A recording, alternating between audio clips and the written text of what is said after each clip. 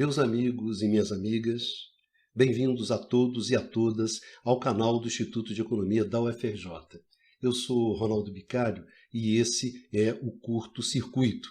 No programa de hoje, eu gostaria de conversar com vocês sobre os resultados da privatização da Eletrobras. Privatização essa que ocorreu na forma de capitalização da empresa.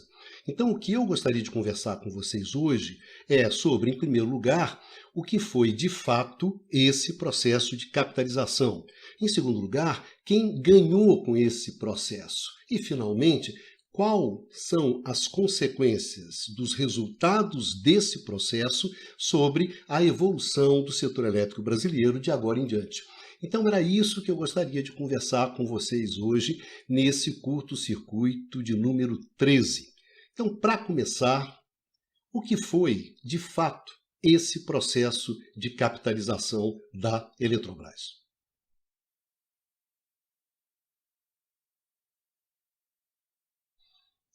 O que foi, de fato, essa capitalização da Eletrobras? Aconteceu o seguinte: você emitiu 732 milhões de ações novas da Eletrobras. O governo não pôde comprar nada, não se moveu, ficou quieto. Então, essas 732 milhões de ações foram para o setor privado. Além dessas 732 milhões de ações, foram colocadas à venda mais 70 milhões de ações que estavam de posse do BNDES. Então, no total da brincadeira, você colocou no jogo algo em torno de 800 milhões de ações ordinárias da Eletrobras, que são aquelas ações que têm direito a voto, são aquelas que interessam.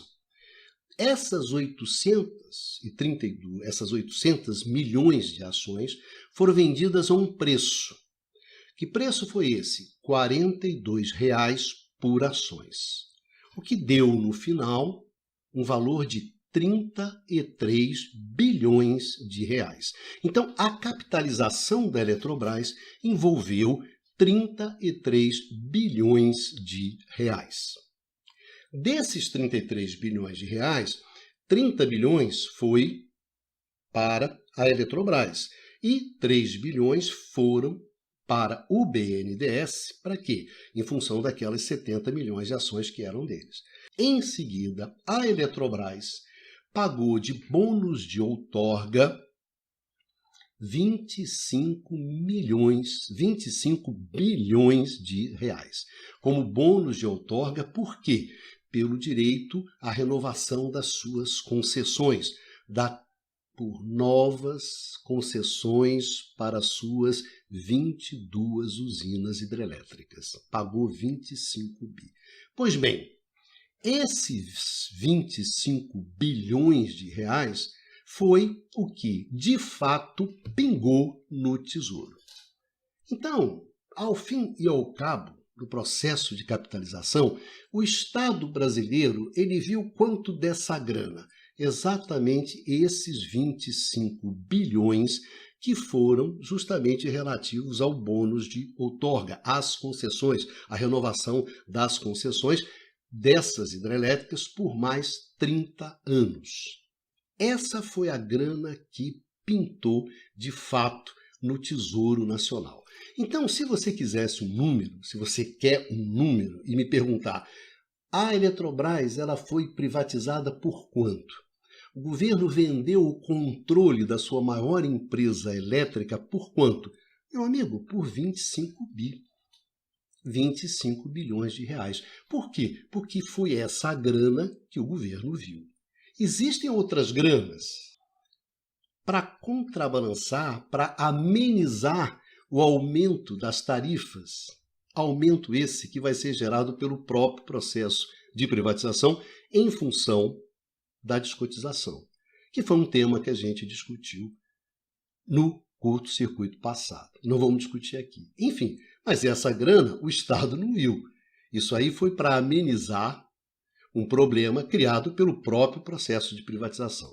E além desses 32 bi, a Eletrobras vai colocar mais 10 bi ao longo de 10 anos na recuperação de bacias, que assim como você teve esse band-aid tarifário dos 32 bi, você tem esse cala-boca parlamentar, que foi uma grana que você deu para as bancadas regionais do Congresso, para que elas pudessem votar a favor da privatização da Eletrobras. As bancadas do Nordeste, as bancadas do Sudeste, de Goiás, enfim, daqueles estados onde essas hidrelétricas da Eletrobras se encontravam nessas bacias. Então, para criar uma condição, uma desculpa para o cara poder votar, não, mas levei o fundo, né? Fundo esse, inclusive, de 10 bi, que nesse exato momento, pelo que está desenhado e escrito, vai ser administrado pela própria Eletrobras. Então, além desses amanhãs passo lá ontem, que é o 32 bi lá para a CDE e os 10 bi lá para as bacias, o que o Estado viu, de fato, foram os 25 bi. 25 bilhões de reais. É por isso que a Eletrobras foi privatizada. Ou seja, 5 bilhões de dólares, não é isso? Fazendo aí, bem arredondando, botando 5 reais por dólar, 25 bi dá quanto? Dá 5 bilhões de dólares. Por essa quantia é que o Estado brasileiro perdeu o controle da sua empresa elétrica. E aí tem uma coisa que é bastante irônica, né?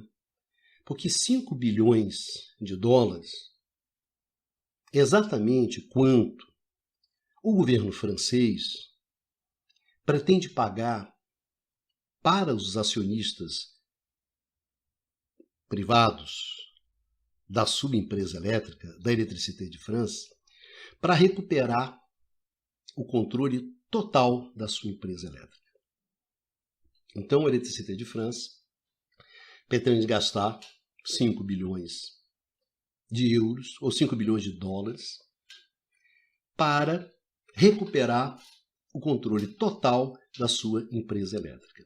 E justamente pelos 5 bilhões de dólares que o governo brasileiro e o Estado brasileiro abriu mão do controle da sua empresa elétrica. Então, quem deve estar errado, né, são os franceses, né, e não nós. Né? Afinal, o Estado francês, a elite francesa, vocês sabem, é muito desqualificada, né? Tem uma formação muito desqualificada. Então, nessa história toda, nós que estamos abrindo por 5, né, devemos ser mais inteligentes do que os caras que estão recuperando o controle por 5. Mas isso aí é apenas um dado irônico. Né? Esses são os grandes números da capitalização. Agora, quais a essência da capitalização? O que você...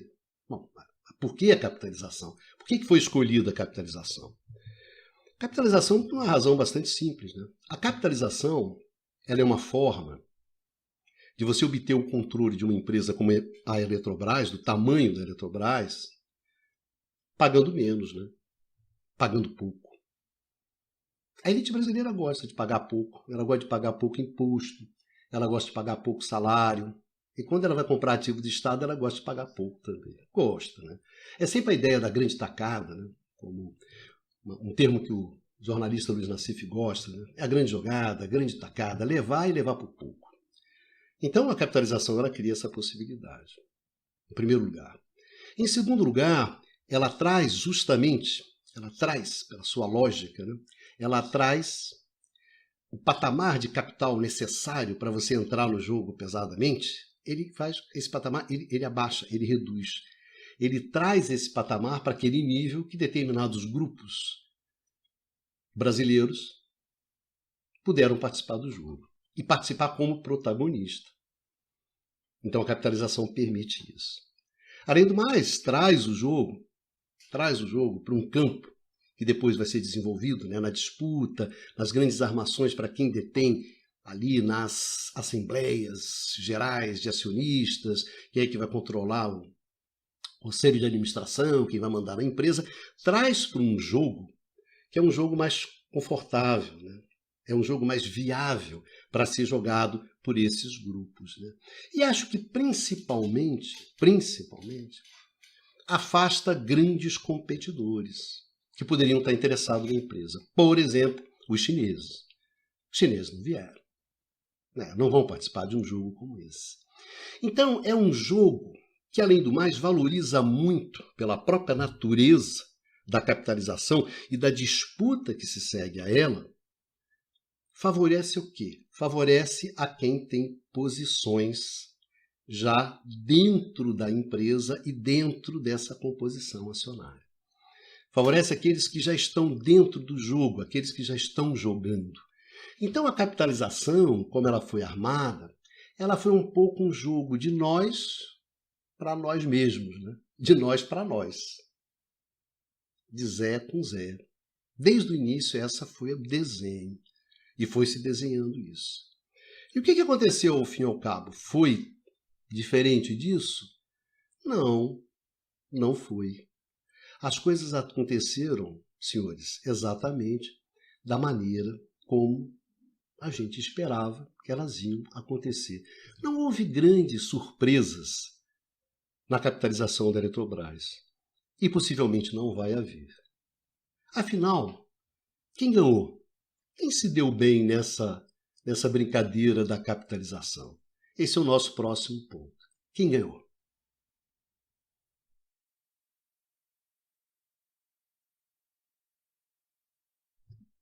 Quem ganhou nesse jogo? Quem levou a Eletrobras no final das contas, né? Que é aquilo que a gente se pergunta, né?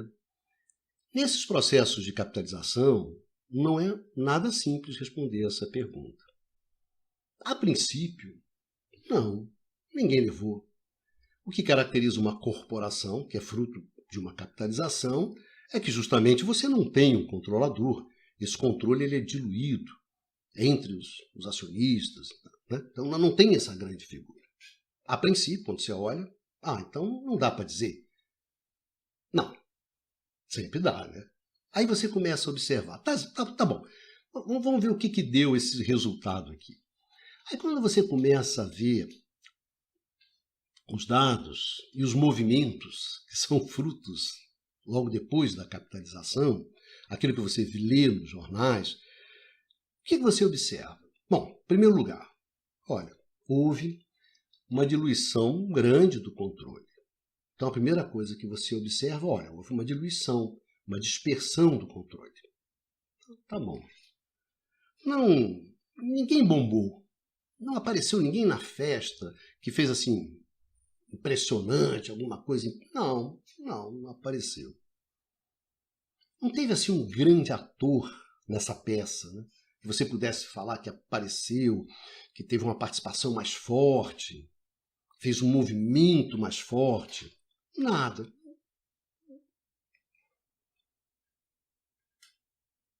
Você manteve mais ou menos o mesmo quadro que você tinha antes, mas mais diluído, mais disperso. Mas tem uma exceção. Qual é a grande exceção? É a ausência do governo. Esse é o ator que não entrou nesse jogo, porque estava combinado que ele não ia entrar. E também, evidentemente, o que caracterizou foi justamente o seu não movimento. Então, o que aconteceu? Todo mundo se moveu. E aí que vem a questão. Quem é que ganha? Nesse movimento, ganha justamente quem já tinha uma posição mais consolidada dentro dessa composição acionária. Quem já estava nesse jogo. Porque ninguém entrou, não teve nada demais. Se não teve nada demais, mais ou menos ali escorregando, então quem já estava numa posição boa, ficou nessa posição boa. Então, quais foram os grupos que saíram fortalecidos, concretamente, da capitalização da Eletrobras? Aqueles grupos que já tinham uma posição importante, que já eram protagonistas, né, dentro do jogo.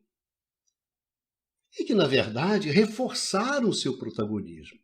Por que eles reforçaram o protagonismo?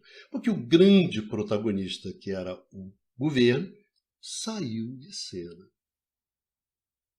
Então o cara que era o primeiro coadjuvante, né, do jogo vira, né, primeiro, o segundo vira o terceiro. É uma coisa muito diluída. Então, se você faz uma análise como essa, você fala assim, ué, mas quem é que tinha um protagonismo antes? Quem é que era importante? Gente, o fundo, né, o 3G do Lehman, sai fortalecido? Evidentemente que sai fortalecido. É um dos grandes vencedores. O banco clássico lá do Abdala, sem dúvida. Alguns fundos estrangeiros que aqui estavam, aqui ficaram. Esse pessoal ganhou. Esse pessoal ganhou. É esse pessoal que levou e vai levar a Eletrobras. E o jogo foi todo armado para quê? Para que isso acontecesse. E era óbvio que isso ia acontecer.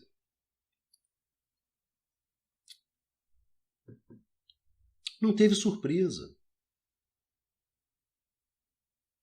Eu vi até alguns artigos do mercado, né, reclamando porque eles gostariam que tivesse uma participação maior de outros fundos, justamente de outros atores que pudessem vir no meio da capitalização e desse uma mudança. Não. Não teve. As coisas saíram exatamente como foram planejadas. Deu aquilo que tinha que dar. Sem grandes novidades. Se esperava o quê? Uma coisa diferente? Num contexto como esse, que nós estamos vivendo nesse exato momento, com uma crise energética mundial? Era isso que se esperava? Não. É muito difícil. Então deu, mais ou menos, aquilo que era esperado. E até de uma maneira, gente, assim muito característica, para se ter uma ideia de como é que o jogo é jogado. Se tem uma diluição grande, o que significa manter o meu protagonismo? Eu acho que no caso do Banco Clássico, lá do Abdala, foi muito interessante. Ele não entrou, não comprou ações. Tudo bem, vamos dizer que você tinha 5%.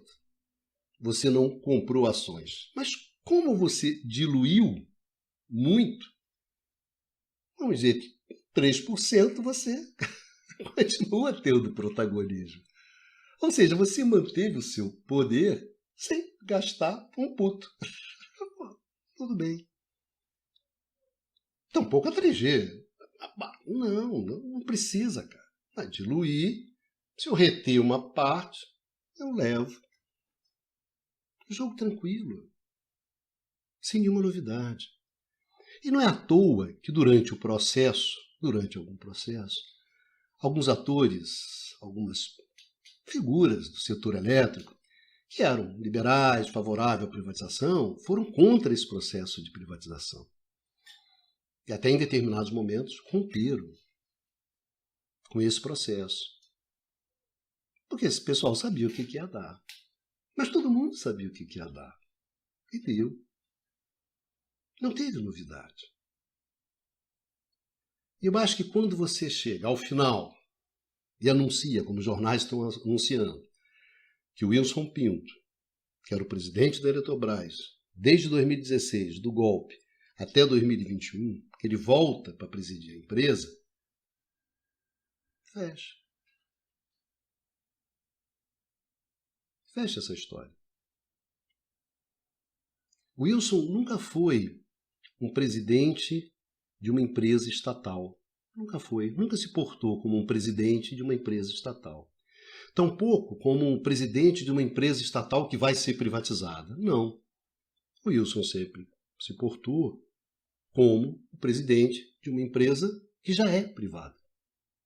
Então a lógica do Wilson sempre era: qual é a lógica? Quais são os interesses dos futuros donos? Ele operou a Eletrobras toda como se ela já fosse uma empresa privatizada.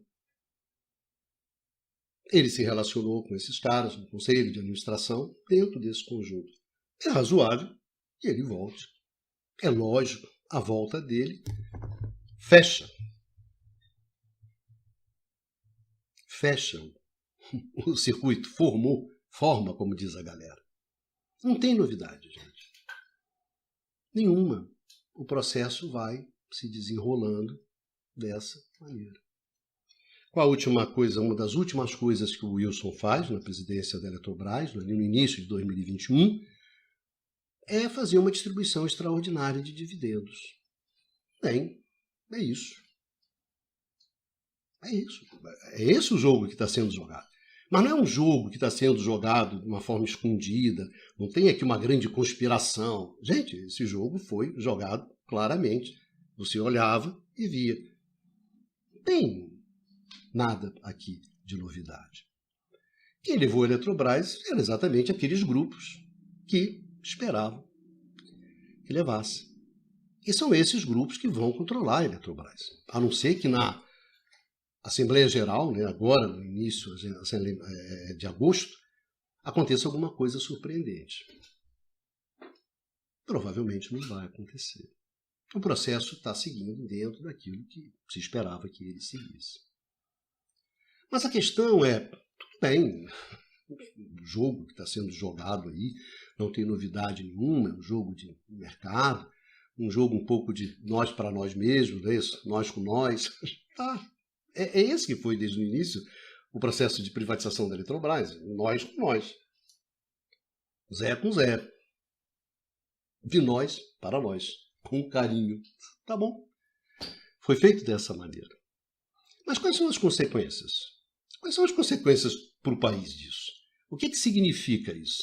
É isso que a gente gostaria de discutir. Tudo bem, deu aquilo que se esperava dar, sem nenhuma novidade. Isso nunca foi novidade para ninguém. Esse jogo se desenrolou à luz dos dias, ali, pá, não houve grandes conspirações. Não, quem olhava, ó, isso aqui vai dar nisso. Deu. Mas e daí? O que acontece agora? É isso que a gente vai ver a seguir. O que acontece agora? E daí? Quais são as consequências desse processo?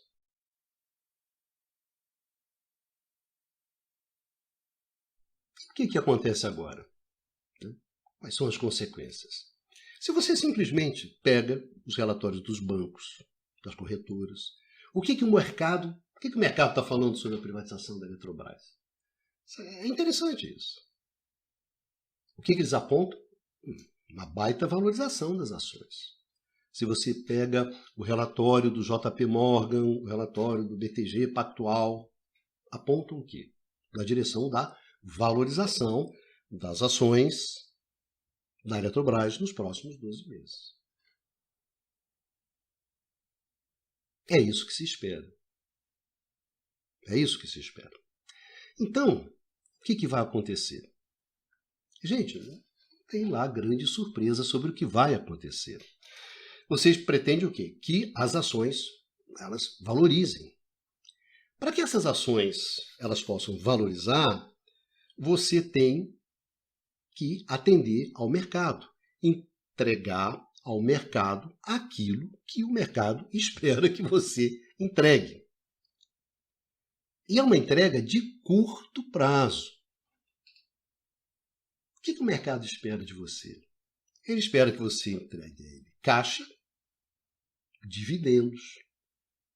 É isso. Caixa, dividendos.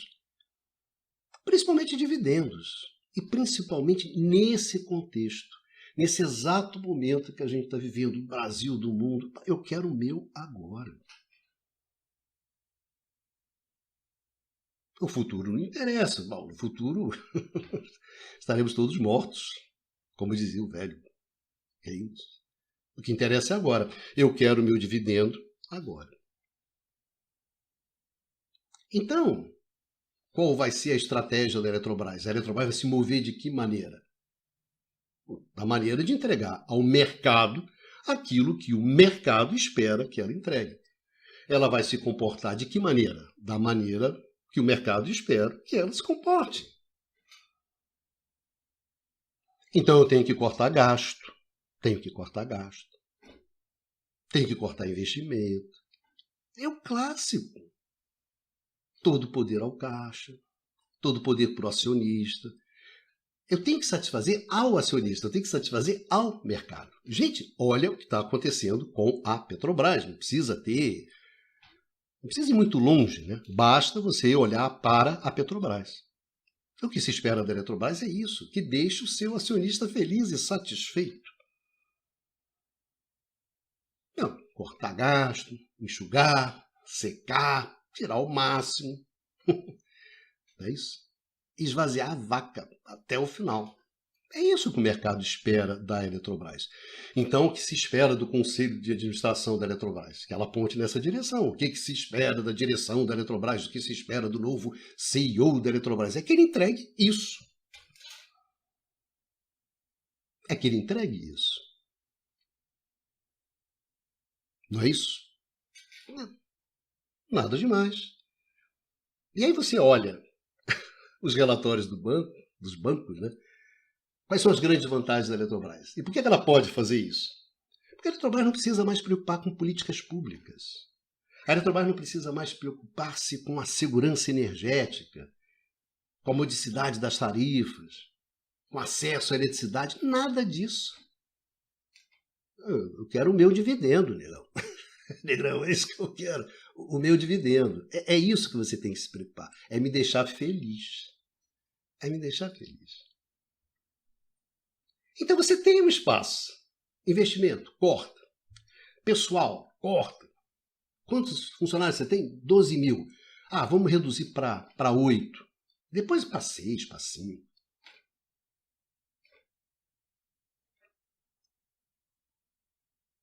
Então, quando você privatiza, você cria essa situação. Então os caras falam assim, sim, tem muitos ganhos. Sim, muitos ganhos. Muitos ganhos, muitos cortes, muitos dividendos pelo futuro. Então a Eletrobras, ela sai de uma agenda, que é uma agenda no qual você está comprometido em tentar resolver os problemas do setor elétrico brasileiro, sai dessa agenda e vai para a agenda de mercado. Eu não tenho que me preocupar com a crise de energia, eu não tenho que me preocupar com a transição energética, eu não tenho que me preocupar com o desmanche do setor elétrico brasileiro, né, com a desestruturação da base desse setor. Nada disso. Eu tenho que cortar, eu tenho que dar dividendo para o cara. E com várias vantagens, né? Isso que é fascinante. Você, como é uma empresa estatal, você tem vantagens. Porque você tinha muita coisa que você fazia que você não precisa fazer. Ah, e sem contar as políticas públicas, né? Programa de conservação de energia elétrica, esquece, né? Ah, um centro de pesquisa, o CEPEL, que você carregava nas costas. Ah, esquece, é luz para todos. O que você quiser, esquece essa porcaria. Posso concentrar. Concentra. É isso. Não tem novidade. Então, quando você... Agora, isso aí está em qualquer relatório dos bancos. Você pega lá os relatórios dos bancos, isso está lá nos relatórios. Ainda tem a possibilidade de você migrar para o novo mercado. Nesse novo mercado, quando você for para lá, o que vai acontecer? Mas ainda tem esse plus, né? Que faz com que a posição no novo mercado acionário perde força. O governo, ele perde força pela a nova engenharia acionária das ações, né, de juntar as ações. O governo vai perder e os caras que já tinham determinadas posições vão se fortalecer. Maravilha. Se der para o governo vender as ações dele agora e vazar da Eletrobras, o mercado vai adorar. Valoriza as ações, sobe o preço das ações, porque agora não teremos mais a influência do governo. Blá, blá, blá, blá. É isso. Aí você lê um relatório desses bancos, o que eu sempre acho fascinante, eu leio o relatório, eu leio lá. O que falta nesses relatórios? O que não tem nesses relatórios? Muito simples, não tem o setor elétrico. Não tem o setor elétrico. As ações vão subir, pincas disso, não sei o quê, vários gatilhos. Você anuncia assim, o novo CEO, aí as ações sobem. O novo projeto estratégico, as ações sobem. Agora a gente vai começar a descotização. Então a Eletrobras vai poder cobrar, de agora em diante, o preço de mercado. Mais. Reestruturação, enxugamento, mais, tudo gatilho. Para valorizar o quê? As ações. Para valorizar as ações. Só para isso. Esse é o jogo. Mas o setor, e os problemas do setor? Mas que setor? Não interessa. Não tem importância. O que importância é o que o mercado espera que você entregue. Então, quando você traz o Wilson Pinto, você traz um técnico de resultados que vai entregar isso para você. É um técnico bom que vai defender a casinha, que é aquela coisa de que 3 pontos é o que importa, empate fora é vitória, treinamos a semana toda e tudo bem, o adversário é favorito, mas vamos dar o melhor de si, o grupo está unido, tá bom. Mas é isso que o dono do time quer do treinador. Não é originalidade. Não, quer que entregue o quê? Me entregue isso aqui, rapaz. E o Wilson entrega. Wilson é um tipo do CEO que corta pés, né? Corta pés para economizar sapato. Mas não é original. Isso é o que você tem, mais são técnicos como esse. Então, trazer o Wilson, tudo a ver. Tem tudo a ver trazer o Wilson. Fecha. É essa a história. Mas qual o problema que eu acho de tudo isso? Não tem nada original, não tem nada surpreendente. É o maior boi com abóbora. Eu me lembro sempre daquela piada piada judaica, né? Do Jacó no leito de morte, cercado pela família, aquela frase que é famosa, né? Mas quem é que está todo mundo aqui? Tudo bem, mas quem é que está tomando conta da lojinha? É esse o meu problema nessa história toda. Eu não sou analista de banco. Não sou analista de banco. Eu sou um analista do setor elétrico. Estou preocupado com a segurança do abastecimento. Eu estou preocupado quem é que vai tomar conta da lojinha de agora em diante. Porque a Eletrobras não vai fazer isso. Então quem vai fazer? Quem vai garantir a segurança do abastecimento? Quem vai garantir os investimentos? Quem vai garantir a transição energética? Quem? Quem? Quem vai tomar conta da lojinha? Está todo mundo feliz, está tudo certo, legal, pá, mas Jacó gostou muito, mas quem toma conta da lojinha? Esse é o grande problema. Você perdeu aquela sustentação histórica, aquele pilar que sustentava a segurança do abastecimento de energia elétrica no Brasil nos últimos 80 anos. E aí? Vai ser essa a Eletrobras privatizada? Vocês não estão entendendo. A Eletrobras ela saiu da agenda de solução dos problemas e tentar fazer parte da solução dos problemas para ser uma agenda do mercado. Uma agenda de mercado, ela passou a fazer parte da agenda do mercado. E eu não tenho a menor dúvida, ela passou a ser uma agenda de problemas, ela não é mais solução. A Eletrobras cada vez mais vai ser um problema. Por que ela vai ser um problema? Pelo seu tamanho. Pelo seu tamanho. Um poder de mercado muito grande. Não é brincadeira. Você tem no mar do setor elétrico agora um tubarão grande. E acho que é um tubarão faminto e agressivo. Não tenha ilusão do jogo que vai ser jogado. A Eletrobras vai passar a ser um problema, né? Como nós tivemos historicamente a Light, né? O polvo canadense, o polvo, né? Com seus tentáculos, etc. E nós vamos passar a ter isso. E dentro desse jogo é fundamental o quê?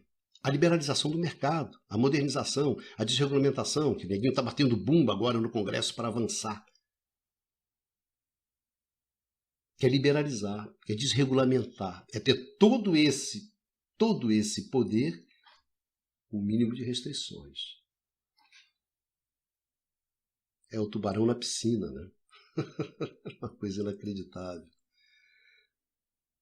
Vamos liberalizar o mercado, dar o direito de escolha para o consumidor, é fundamental, aí bate bum, vai para lá, né? Aí me lembrei muito, estava conversando com amigos, lembrando do filme, né, do Procurando Nemo, né? O setor elétrico agora está vivendo o seu Procurando Nemo, aí chega um Nemo, o peixinho, né? Vai meu filho, vai para o mar, vai exercer sua liberdade, vai para o mar cheio de tubarões, né? Cheio de tubarões. Então, a versão do Procurando Nemo do setor elétrico brasileiro não é bem procurando o Nemo, né? É ferrando o Nemo, coitado do peixinho. Vai para o mar de tubarões e vai ver como é que você vai se dar bem. Mas vai exercer a sua liberdade. Não é bem ferrando o Nemo, né, gente? O termo ferrando tem que ser substituído por outro, digamos, mais contundente para explicitar isso. É esse o jogo. Então, a consequência desse processo, ela é uma consequência bastante grave. A privatização da Eletrobras, a capitalização e os resultados demonstram isso, vai tornar o setor elétrico brasileiro muito complicado e principalmente nesse momento. Crise energética, crise da transição. Está muito difícil. Não é à toa que os franceses foram para um lado e nós, que somos brilhantes, né? Temos uma elite sofisticadíssima, inteligente, capaz de grandes estratégias, né? Não, vamos por outro. Nós é que somos... os caras são ruins. Sobejamente ruins. Tá bom. Mas foi um equívoco muito grande. O Brasil cometeu um erro gigantesco quando você pensa principalmente nesse exato momento. Nesse exato momento de evolução do setor de energia, em particular do setor elétrico, no mundo, no Brasil, você não podia ter feito nada que fosse pior do que isso que você fez. Foi um equívoco gigantesco.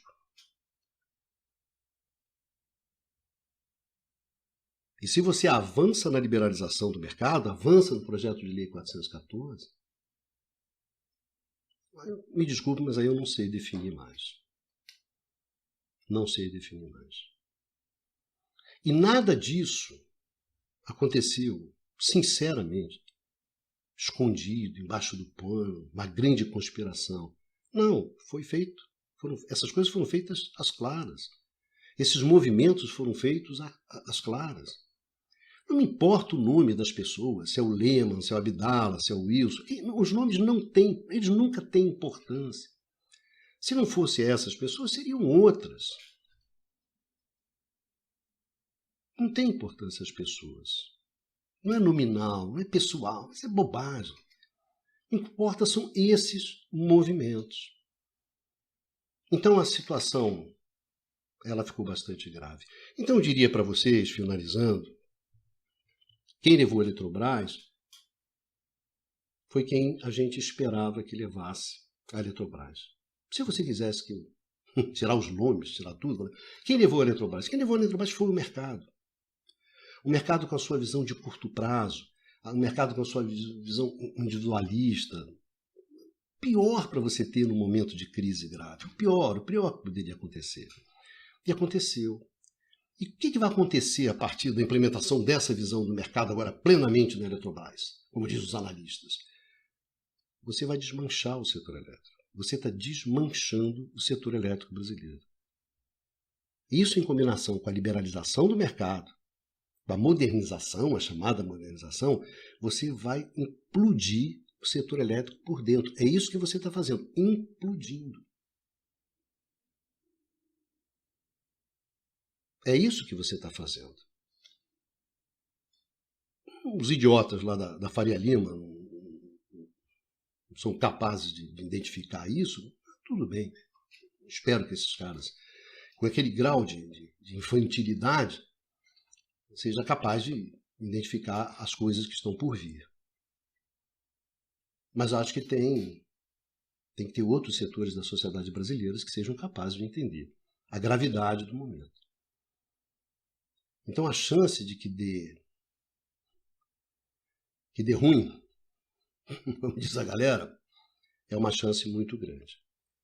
Então eu acho que os resultados da capitalização da Eletrobras consolidam um movimento que, ao fim e ao cabo, desestrutura o setor elétrico brasileiro, desmancha o setor elétrico brasileiro, transforma o setor elétrico brasileiro numa terra de ninguém. No mar, cheio de tubarões e com alguns peixinhos ali, que somos nós, né? Que vamos ser entregues aos tubarões. É isso.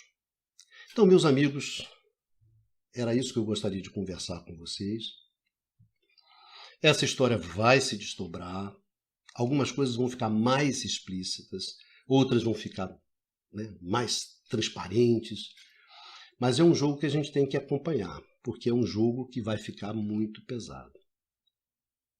A privatização da Eletrobras, a capitalização, a maneira como foi feito, o conjunto da obra é desastroso. E não é à toa que só o mercado financeiro que está ali cantando de contente, entendeu? Batendo palminha, etc. Quem tem responsabilidade, quem conhece o setor, quem olha o setor, e hoje não é despachante desses caras, que é isso que você tem bastante, é simplesmente despachante, a gente tentando fazer uma cavadinha ali para arrumar uma consultoria, um emprego, um projeto, um carguinho. Quem não está nessa está efetivamente preocupado. E acho que o novo governo tem que ter bastante preocupação com esse negócio. Não subestime o setor elétrico. Não subestime o que está acontecendo no setor elétrico. O que está acontecendo no setor elétrico é bastante grave. Os espaços hoje são muito, mas muito mais estreitos e menores do que foram em 2003. Não tem ilusão que vai ser possível dar arrumar um projeto, fazer uma liberalização, só que é uma liberação mais razoável. Não tem essa ilusão. O jogo no setor elétrico é muito pesado. Meus amigos, minhas amigas, um gigantesco beijo para vocês. Me desculpem por ter alugado vocês tanto tempo, porque esse tema é um tema difícil, não é simples, não é pouca transparência, né? Tem que ficar deduzindo coisas, mas eu espero ter ajudado vocês um pouquinho a entender o que está acontecendo no setor elétrico brasileiro e o que aconteceu do setor elétrico, de uma mudança profunda que foi essa capitalização, que foi essa privatização. Um beijão para vocês todos e nos encontramos aqui no canal do Instituto de Economia da UFRJ, no seu curto-circuito. Vidas que seguem, se cuidem, vamos em frente.